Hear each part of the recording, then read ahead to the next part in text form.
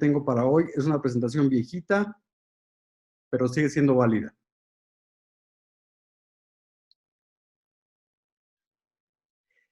Este es el gran resumen de todo el panorama teoría de restricciones.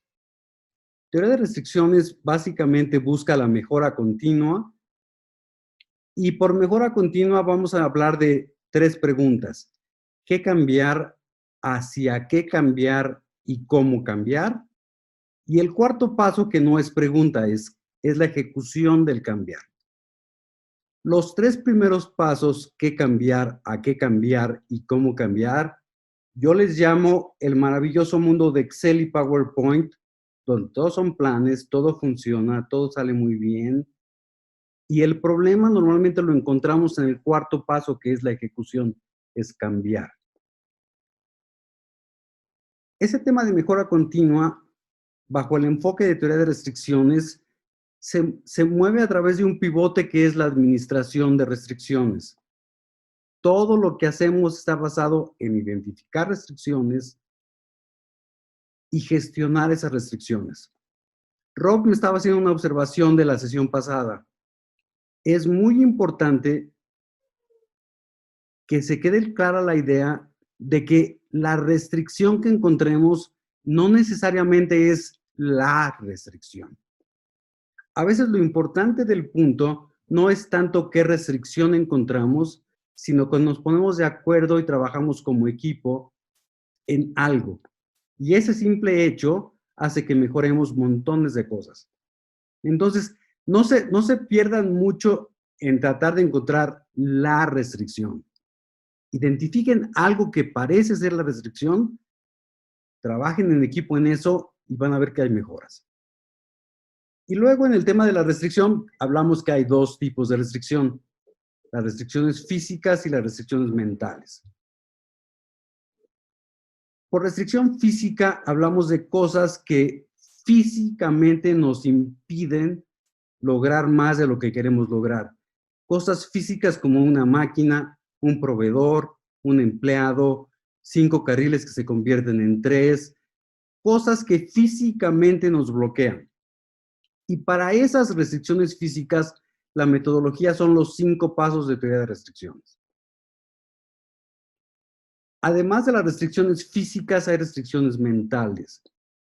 Las restricciones mentales son cosas que están en nuestra cabeza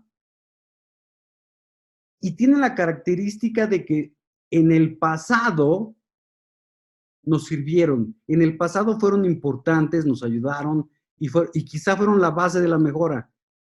Pero las circunstancias cambiaron y no nos actualizamos. Entonces, esa idea que en el pasado fue importante, exitosa, hoy se convierte en una restricción porque nos atora. Por ejemplo, ahorita, el a mí no me pasa nada, posiblemente funcionó en el pasado. Hoy nos pone en riesgo.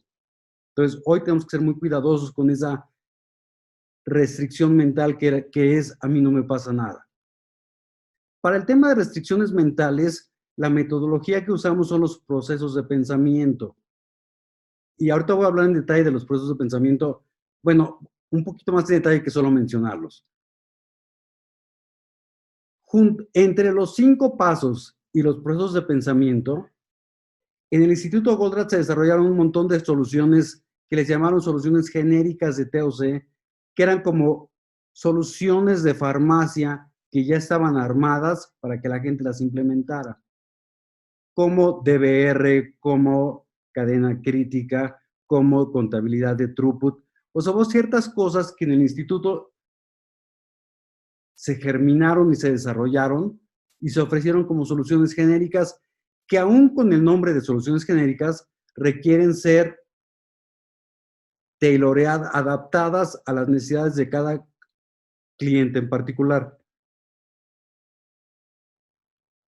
Cuando hablamos de los 5 pasos, siempre, siempre, siempre usaremos la analogía del tubo.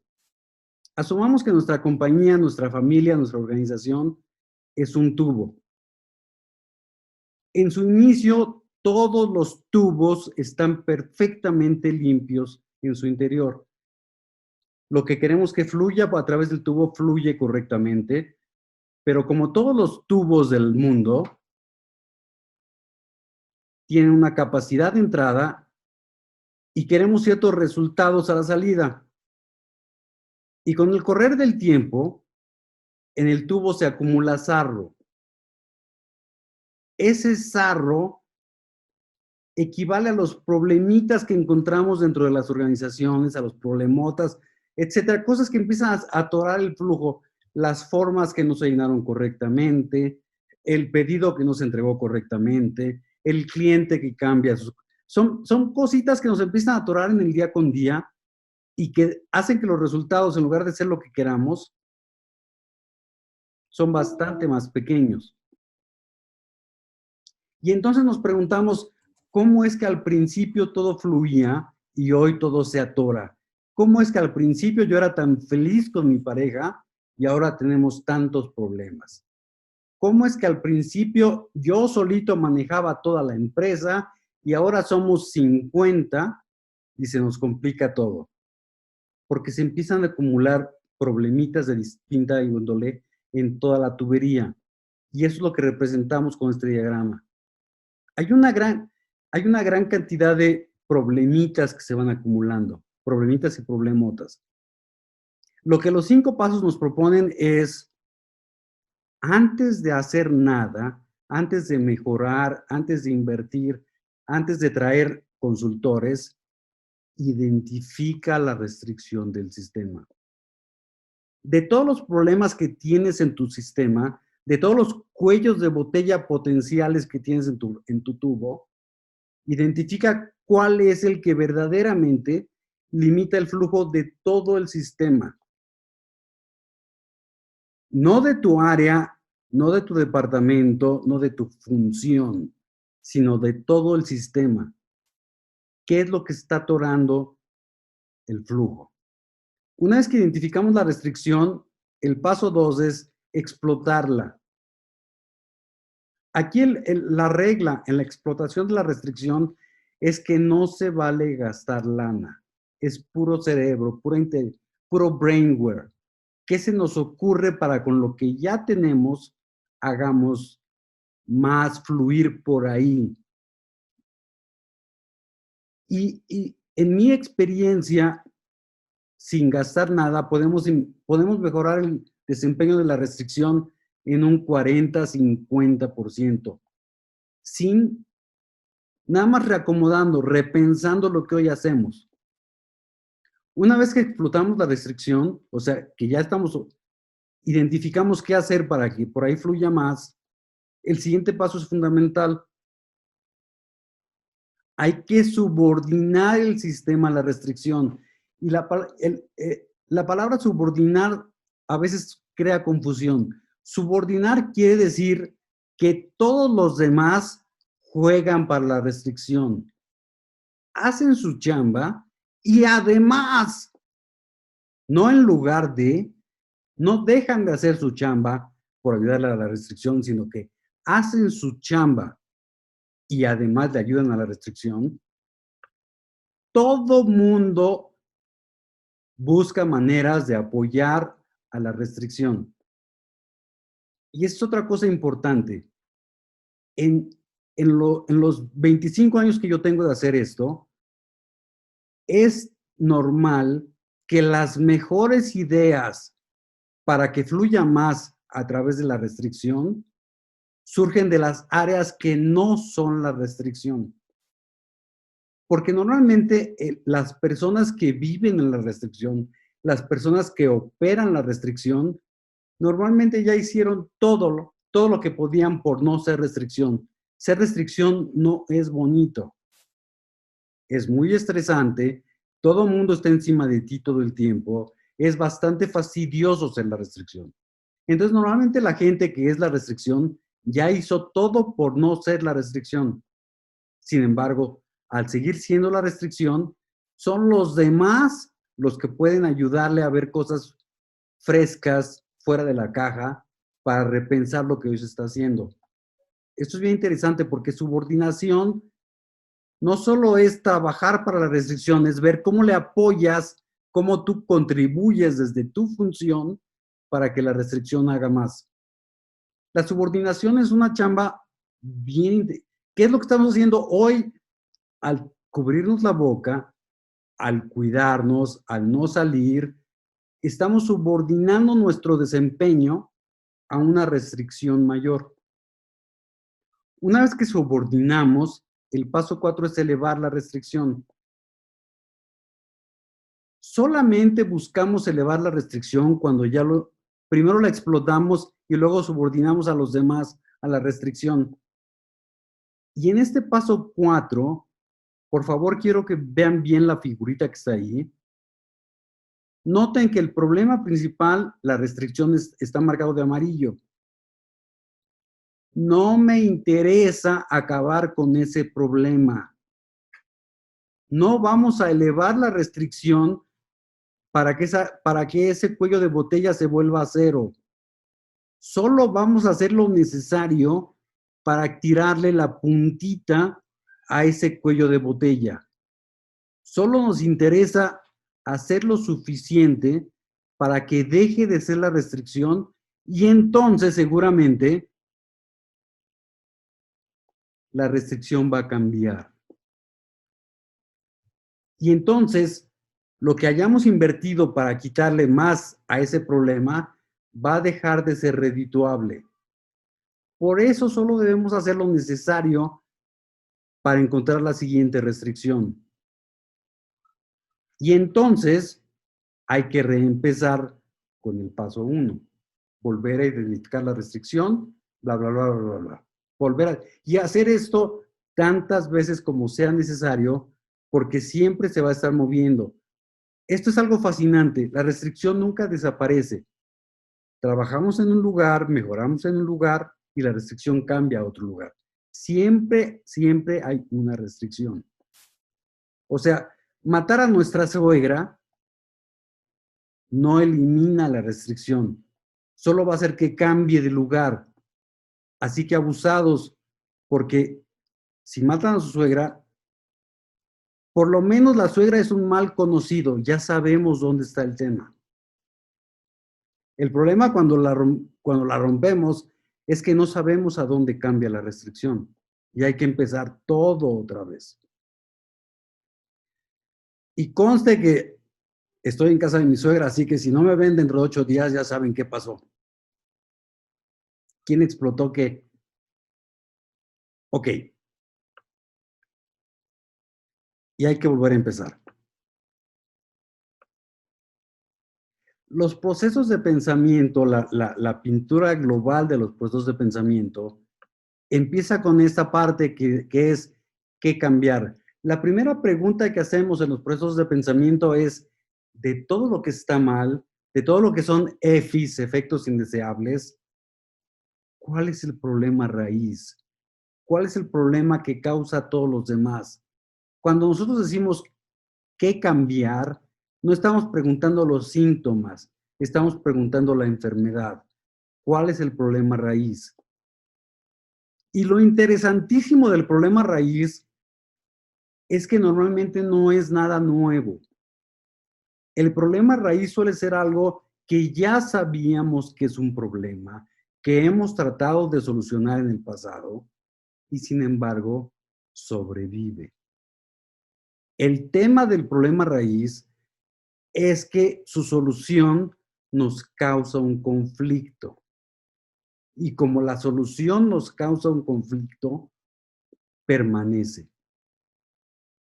Esto es verdaderamente importante. El problema raíz persiste, sobrevive, no porque no sepamos la solución, sabemos la solución, sabemos lo que debemos hacer. Sin embargo, no lo hacemos porque hacerlo nos genera un conflicto. Matar a mi suegra me arregla una cosa, me crea un problema con mi mujer. Y sí, arreglar el tema de la suegra es padre, pero ahora tengo el problemón de mi mujer. Entonces, para no meter en problemas con mi mujer, mantengo el problema. Por lo tanto, el paso que sigue es fundamental para encontrar hacia qué cambiar, para encontrar la solución. Lo que voy a buscar es cómo romper ese conflicto, cómo salirme de un conflicto que me tiene amarrado de manos durante mucho tiempo. Y entonces hacemos la famosísima nube, y esa nube nos va a generar una idea de solución. Énfasis en la palabra idea de solución. Lo que la nube nos da es un concepto, una bonita idea de cómo se podría arreglar el problema si tan solo eso fuera posible. Él les llamaba las inyecciones, haciendo la analogía con medicina. ¿Cómo vamos a inyectar el problema? ¿Cuál es la cura para solucionar esa enfermedad raíz que está causando todos los síntomas? Es una idea de solución que requiere aterrizaje. Y de eso trata la tercera parte de los procesos de pensamiento. La tercera parte, que es el cambiar, cómo cambiar, tiene que ver con el aterrizaje de esa idea de solución. A veces las ideas de solución son fabulosas. El aterrizaje cuesta sangre, sudor y lágrimas. Los siguientes dos pasos de los procesos de pensamiento, el árbol de prerequisitos y el árbol de transición, nos dicen cómo aterrizar el cambio. Y es bien interesante porque en lo que yo he vivido, normalmente llegamos tan cansados a esa parte del análisis que ya no lo hacemos. Nos lanzamos a la guerra sin aterrizar las soluciones. Y pácatelas. Nos enfrentamos con la realidad y la realidad nos pone unas rastrizas fenomenales, porque la idea era muy bonita, solo que el aterrizaje fue nefasto, porque no lo planeamos. Entonces, mucho ojo. Es bien importante llevar el análisis hasta sus últimos pasos, tener bien claro el plan, porque si no llegamos al plan, vamos a estar improvisando en los últimos minutos. Y a la hora de estar improvisando, todo nuestro análisis se va a ver en tela de juicio. Porque la gente va a decir, bueno, pues no, que tú me ibas a decir por dónde. Entonces, ¿qué hago? Si le digo al cliente que sí, acepto el cambio o no acepto el cambio. Y si nos ven en ese momento improvisando, todo se llena al piso. Entonces, mucho ojo. Sean disciplinados de llevar el análisis hasta abajo.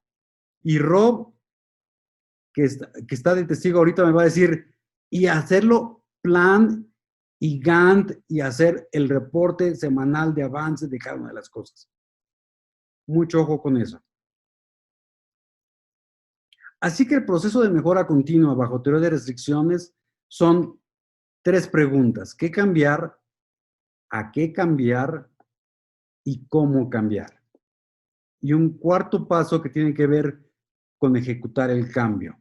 Realmente llevarlo a la cancha. Y una vez más, son ciclos. Una vez que hagamos esa mejora, la restricción se va a cambiar. Por lo tanto, hay que preguntarnos si ahora qué debo cambiar y cómo hago el cambio y bla, bla, bla. Esto siempre estamos ciclando. Y es algo bonito porque nunca terminamos. Y esto es lo que empieza a pasar con las compañías que pierden la inercia, y al perder la inercia, todo se va en reversa. Y empezamos a regresar al pasado y hacemos lo que hacíamos antes, y entonces tenemos los problemas de antes. Y todos los que vivimos el proceso de cambio decimos, pero ¿cómo si ya lo habíamos arreglado? Si perdemos la inercia, todo va para atrás. Hace muchísimos años, uno de los expertos en teoría de restricciones se dio a la tarea de hacer su doctorado en cuál era la nube madre de todas las nubes, cuál era el conflicto de todos los conflictos. Y lo que encontró me pareció terriblemente interesante. Este cuate, que se llama Ted Hutchins, o Hutchinson, no me acuerdo, presentó esta nube como su hipótesis de lo que es la nube esencial de todas las nubes. Para lograr ser felices o trascender, es la hora de trascender, el ser humano tiene 2 necesidades. Una, la necesidad de lograr cosas, de hacer cosas, de tener cosas, la necesidad de logro. Pero junto con la necesidad de logro está la necesidad de seguridad, de mantener lo que logramos. Nadie quiere tener algo, lograr algo que lo va a perder 10 segundos después. Nadie quiere ser presidente de una compañía que va a desaparecer mañana o de un país que se va a ir al caño mañana. Para lograr trascendencia o felicidad, siempre van en paralelo la necesidad de logro y la necesidad de mantener ese logro. Aquí le pusimos de seguridad o mantenimiento o management, como quieran. En la parte de arriba, para lograr cosas, sentimos que necesitamos mejorar, cambiar. Para lograr crecer, para lograr más ingresos, para lograr, hay que hacer cambios, porque como hoy estamos, vamos a seguir teniendo lo que tenemos. Einstein decía que la estupidez es hacer una y otra vez lo mismo esperando resultados diferentes.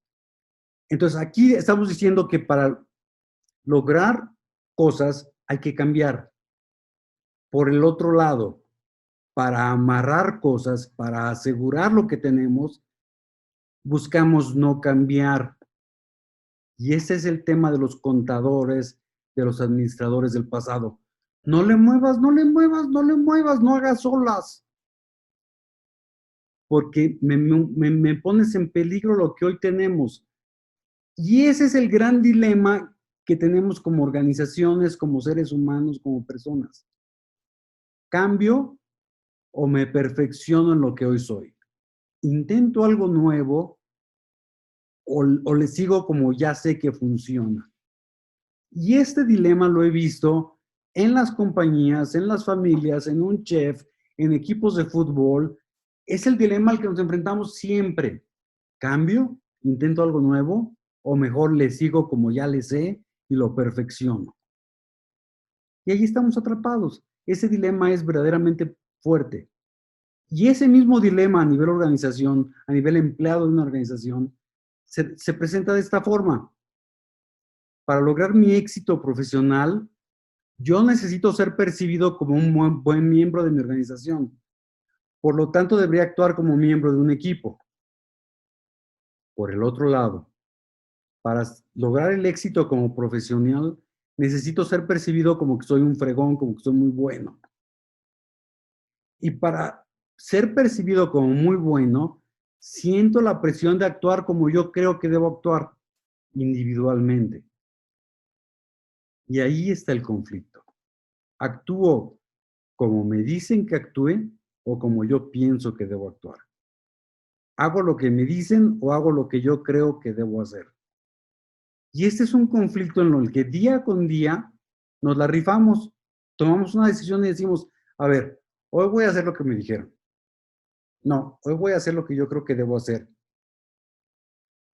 Y estamos atrapados porque no terminamos de hacer ni una cosa ni otra. Híjole, otra vez, ya sabía yo que iba a pasar.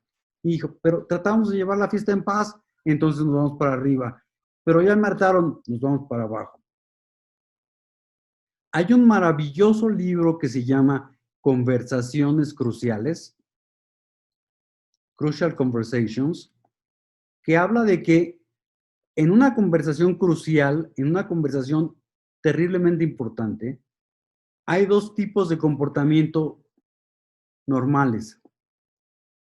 O nos callamos y no decimos nada, o actuamos con violencia. No hay nada en medio. O les damos el avión y les decimos que sí, háganle como quieran, o les decimos sus verdades y con permiso ahí les voy. Y sorry si no te gustó, pero te lo tenía que decir. Les recomiendo muchísimo ese libro, Conversaciones Cruciales, porque propone cómo romper este conflicto, precisamente es de lo que se trata el libro. Ok, yo les sigo. Lo que nosotros percibimos como la solución a esto es teoría de restricciones. Teoría de restricciones nos permite trabajar como equipo y como individuo simultáneamente, cosa que pareciera no ser congruente, sin embargo, se puede hacer. Teoría de restricciones nos permite aportar y nos permite hacer un equipo sólido y fuerte. ¿Qué es lo que logramos en el pasado en algunas organizaciones? Quizá no estábamos 100% de acuerdo en lo que estábamos haciendo, pero hicimos equipo. Y el solo hecho de hacer equipo, de enfocar nuestros recursos en una cosa, lograba las cosas que logramos. La fórmula que usamos es, por un lado, se requiere conocimiento de la organización, que normalmente lo aporta la gente que trabaja en la organización, la gente que está en la familia, la gente que está dentro del sistema, nos da el conocimiento de la organización, sus procesos, sus productos, sus mercados, bla, bla, bla, bla, bla. Todos los detalles del conocimiento de la organización. Si a eso le sumamos el pensamiento sistémico, los 5 pasos, los procesos de pensamiento, las soluciones genéricas, etcétera, normalmente logramos soluciones diferenciadoras que son únicas. Nos salimos de la caja. Y al salirnos de la caja, normalmente logramos una ventaja competitiva. Si la solución cae dentro de la caja, para mí es una señal de que no va a jalar. Algo no estamos haciendo bien. Tiene que ser algo innovador. Tiene que ser algo que la gente se siente incómoda porque le está rompiendo los paradigmas. Si no veo la cara de what, normalmente me preocupo. Yo quiero que la gente me diga, ¿cómo? ¿De veras? ¿Vamos a ganar más dinero vendiendo a bajo costo? ¿Vendiendo a menor precio? ¿Vendiendo abajo del costo? Esa cara es la que yo quiero ver en todos mis clientes. Ahí es cuando yo pienso que de veras vamos a rompernos el paradigma. De otra forma, sí vamos a lograr mejoritas de 5%, 10%, que para mí no son tan interesantes. Esta es la curva de la que hablaba Eli cuando hablaba del miedo, del cambio. Normalmente el cambio involucra miedo. Cambio obligado, forzado por la dirección, involucra rechazo. Miedo más rechazo provoca un cambio no continuo y los proyectos se caen. Empiezan con muchas ganas y se nos caen. Esta es la historia de chorrocientos proyectos. Él hablaba de que lo que estamos buscando es la famosa curva verde. La diferencia entre la curva roja y la curva verde al principio es el tiempo de análisis. Nos tenemos que tomar el tiempo para llegar a un acuerdo sobre lo que debemos hacer, para de veras subordinarnos y alinearnos, y entonces viene la etapa de avance. Ese tiempo de acuerdo, alineación, subordinación, es la parte de la curva verde que está abajo de la curva roja.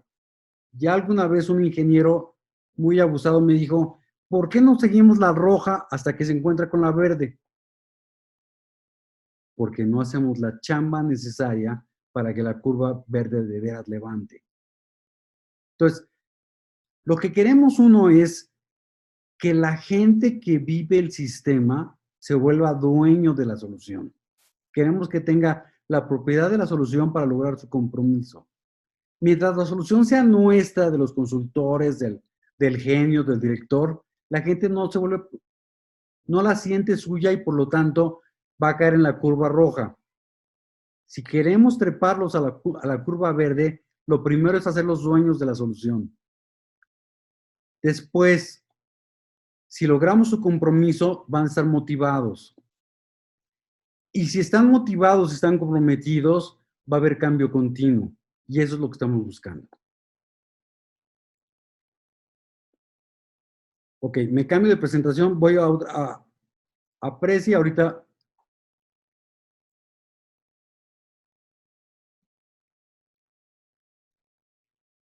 Ok, en esta presentación tengo los 4 pasos de los que hablamos. Cambiar, qué cambiar, cómo cambiar y cambiar. En el qué cambiar, hago énfasis.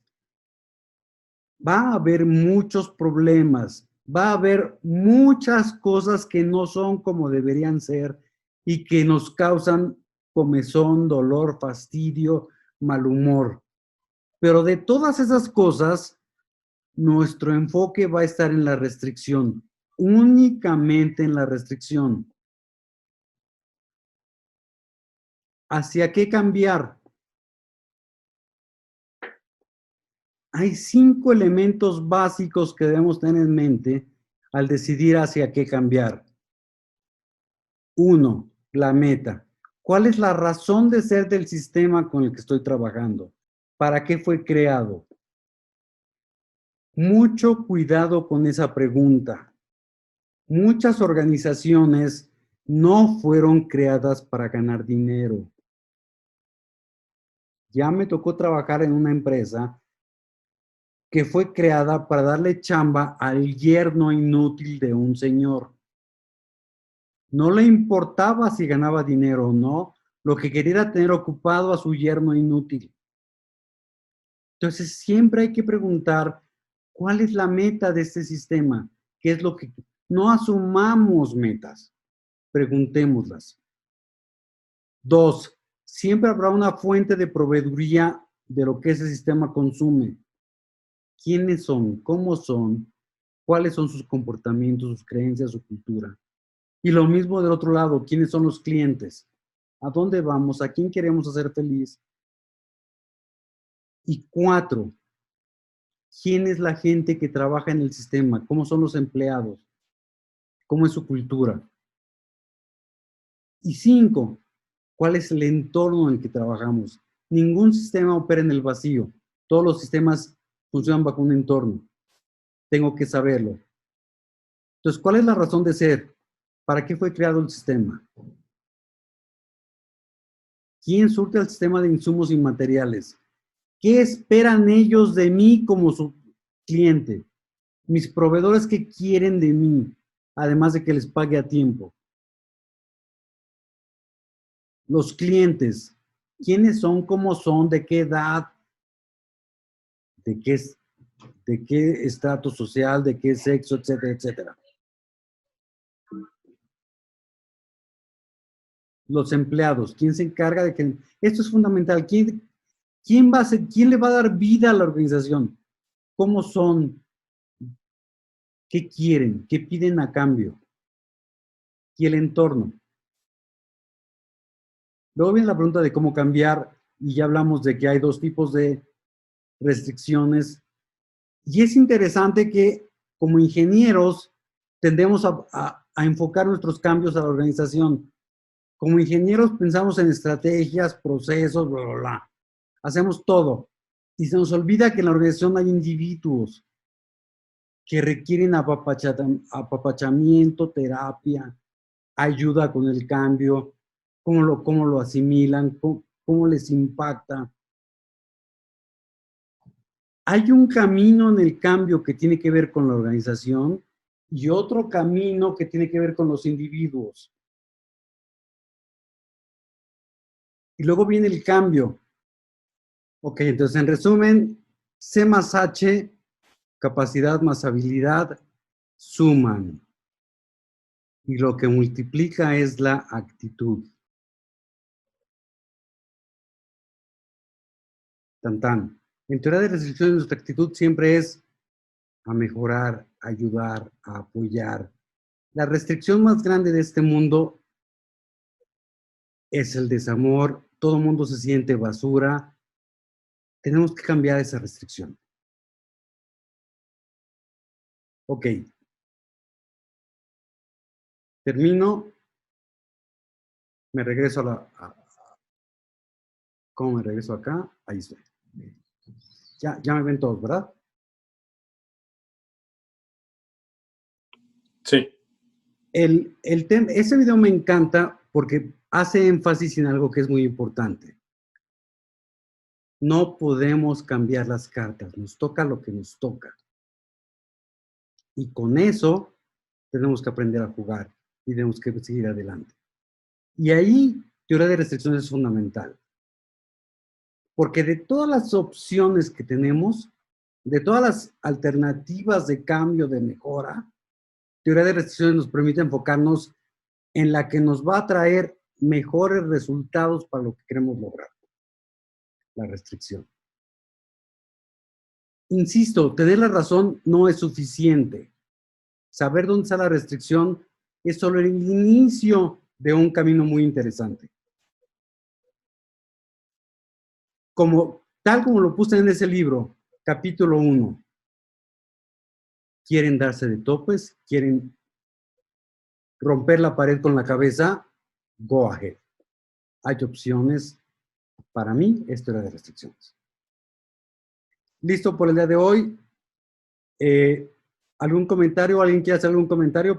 Quito el mute para que puedan hacer comentarios. Bueno, segundo. Ok. ¿Vale? ¿Cómo viste hoy?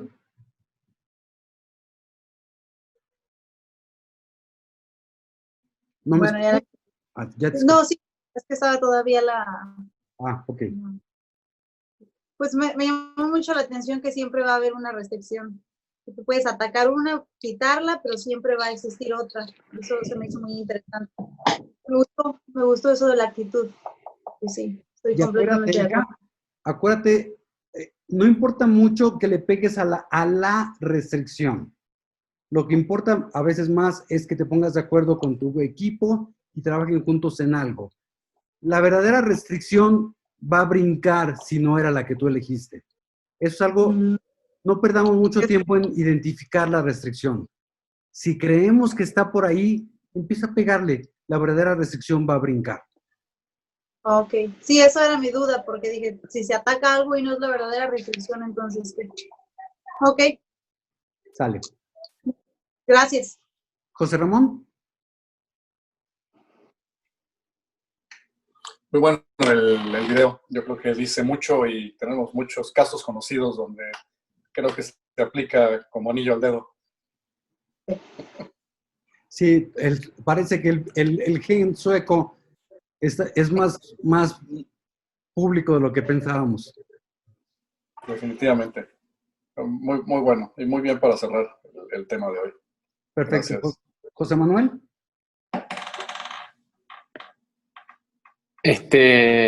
No, también todo muy interesante, Gaby, inclusive para mí que es la primera participación acá, el hecho de compartir con ustedes que son nada, que les gusta este enfoque, para mí es motivador. Y después te quería hacer una consulta con respecto a los procesos de pensamiento, que cuando vos lees algunos libros, te hablan del árbol de objetivos como primer paso. Y digo, ¿qué importancia vos le das al árbol de objetivos? Por ejemplo, yo empecé hace 1 año y medio creé una organización nueva y armamos un árbol de objetivos. Digo, creo que ahí tiene por ahí digo, si el árbol de objetivos solamente sirve cuando arrancás algo nuevo o directamente es un paso que obviás en una empresa en marcha y directamente vas a los EFIs.